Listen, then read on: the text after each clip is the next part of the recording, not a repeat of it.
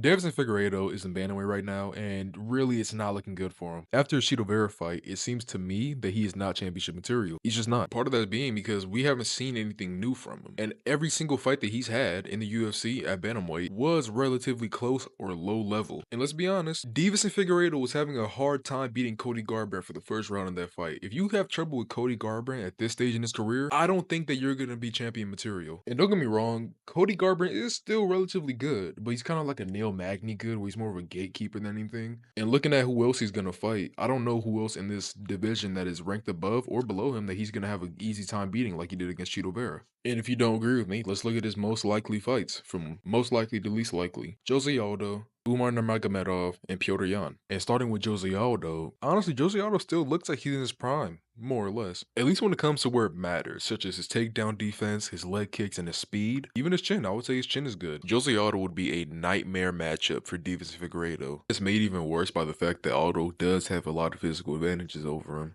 And looking at his last two fights at bantamweight, he's not checking leg kicks, he's not shooting takedowns enough, and he's definitely not looking for finishes. Those are all things that Jose Aldo will capitalize on and win the fight off. Now, what are the variables?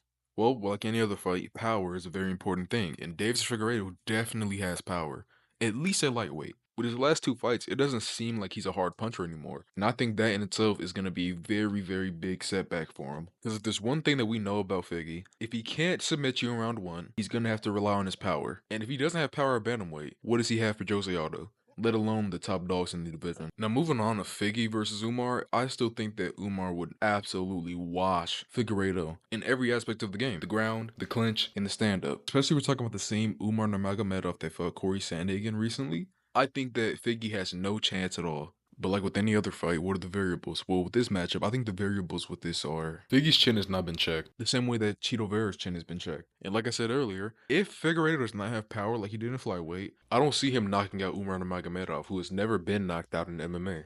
As a professional, especially with somebody as skilled and strong as Umar Nurmagomedov, I don't see him doing anything but winning dominantly. Now, moving on to the Piotr Yan fight that is likely going to happen at some point, I think Piotr Yan beats him too. I think Piotr Yan beats him in the boxing. I don't think Figueiredo is going to be able to take him down. I don't think that Figueiredo is going to be able to keep up with him long term. Also, I don't think that Figueiredo has the IQ to beat a guy like Piotr Yan. Now, I've talked about why Figueiredo wouldn't win these fights. Now, I think it's time to give him benefit of the doubt and say why he could. Now, the number one reason why Figueiredo might be able to win is his power. If he does have the same amount of power that he did in flyweight at bantamweight, I can see him going very far in this division, especially seeing that he knocked down Cheeto Vera, which not many people have done. Not even O'Malley could get that done. I do think that he's going to be a big problem if he does have that same level of power. Even that is kind of far-fetched because he didn't even knock down Cody Garbrandt, which honestly anybody can knock down Cody Garbrandt, sadly.